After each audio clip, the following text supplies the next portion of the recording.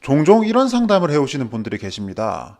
자기는 문재인 정부 하고 있는 거 보고 있으면 도저히 민주당이나 좌파에는 표를 못 주겠는데 그렇다고 자한당이나 우파는 아닌 것 같다고.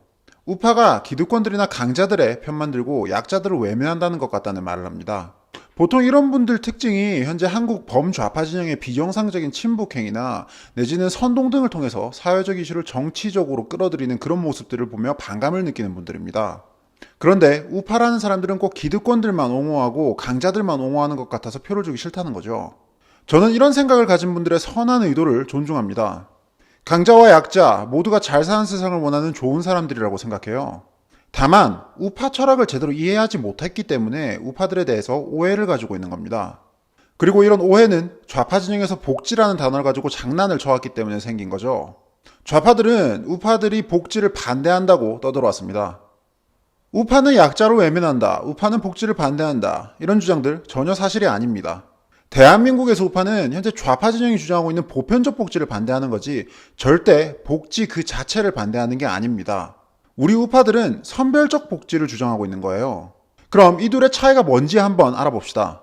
보편적 복지와 선별적 복지. 보편적 복지란 모든 사람들 대상으로 말 그대로 보편적으로 복지를 실시하겠다는 겁니다.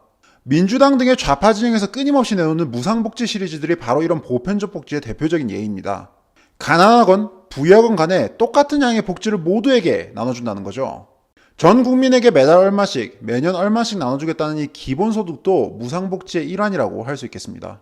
반대로 선별적 복지는 도움이 꼭 필요한 사람들에게 선별적으로 복지를 해주겠다는 겁니다.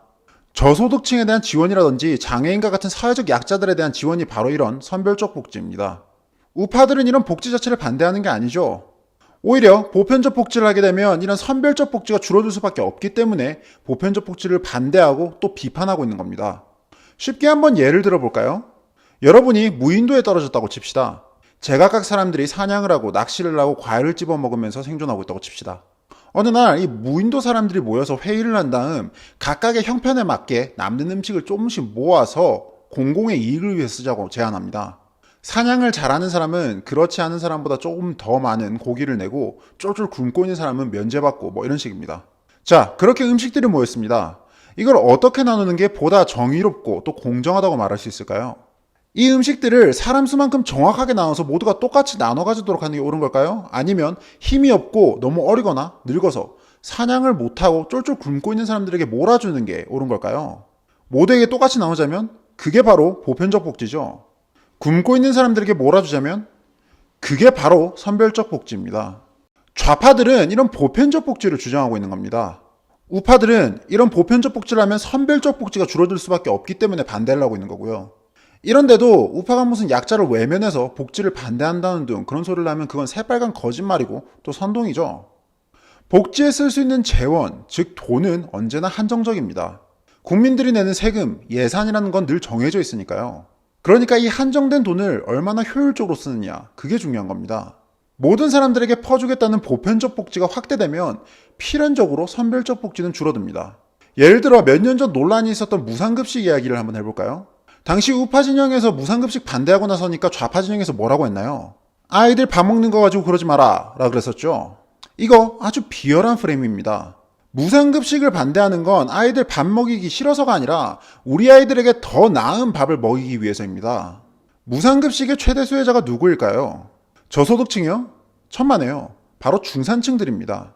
급식비 충분히 감당할 수 있지만 모두에게 공짜로 밥을 준다니까 그 돈을 아끼게 된 중산층이 바로 최대 수혜자인 겁니다. 정말 생계가 어려워서 급식비 감당이 안 되던 저소득층 아이들은 이미 국가에서 또 교육청에서 지원을 해주고 있었죠. 이미 복지 재원을 통해 공짜밥을 먹고 있었다는 겁니다. 그런데 바로 무상급식을 하면서 모두에게 공짜밥을 주게 된 겁니다. 그래서 어떤 결과가 났습니까?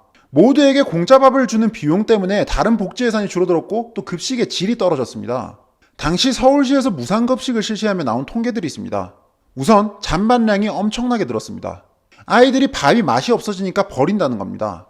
밥 굶을 걱정 없는 아이들한테야 이게 그저 맛없는 점심 한 끼일 뿐이지만 가난한 집 아이들에게는 이게 하루 한 끼 먹는 유일한 밥이었을 수도 있습니다. 그리고 그 밥의 질이 떨어졌다는 겁니다. 여기서 다시 강조하지만 무상급식 하기 전에도 급식비 감당 안 되는 아이들은 이미 나라에서 또 교육청에서 돈을 지원받고 공짜밥을 먹고 있었습니다. 결국 무상급식으로 모두가 공짜 밥을 먹게 되면서 이 가난한 아이들의 어쩌면 유일한 한 끼였을 수도 있는 이 밥의 질이 떨어졌다는 겁니다. 바로 이렇게 보편적 복지는 복지의 질 자체를 떨어뜨립니다. 이뿐만이 아닙니다. 당시 서울시는 무상급식 하겠답시고 이 예산을 충당하기 위해서 저소득층 중고교생들을 대상으로 제공하던 합숙 교재 지원비를 그대로 끊어버렸습니다. 아니 그러니까 재벌가 아이들, 부잣집 아이들, 중산층 아이들 이 모든 사람들에게 공짜밥 먹이겠답시고 가난한 아이들로부터 이 교육의 기회를 박탈해버렸다는 겁니다. 이게 어떻게 정의로운 일입니까? 무상, 공짜라는 이름을 달고 나오는 보편적 복지 정책은 필연적으로 이런 문제를 지닙니다. 다른 나라에 비해서 세수 규모가 그다지 크지 않은 이 나라에서 복지 지원은 당연히 한정적이죠. 그렇기 때문에 반드시 꼭 필요한 사람들을 대상으로 현명하게 책정되어야 합니다. 너나 할 것 없이 모두가 받는 복지는 복지가 아니죠. 낭비입니다. 도움이 꼭 필요한 사람들을 선별적으로 골라서 그들이 자립할 수 있도록 질 좋은 도움을 제공하는 게 바로 좋은 복지입니다. 그냥 모두에게 똑같이 나눠주겠다는 건 복지가 아니라 배급이라는 말이에요. 스스로 자립할 수 있도록 질 좋은 도움을 줘야지 그게 복지죠. 자, 이런 이야기를 듣고 나서도 아직까지도 선별적 복지를 주장하는 우파가 약자들을 외면한다고 생각하십니까? 과도한 복지, 특히 실효성도 없이 국고를 거덜내고 국가 지출을 키워서 미래세대 부담만 주고 무엇보다 약자에게 돌아갈 복지의 기회를 빼앗아 모두가 나눠 먹자는 식의 보편적 복지는 비난받아 마땅합니다.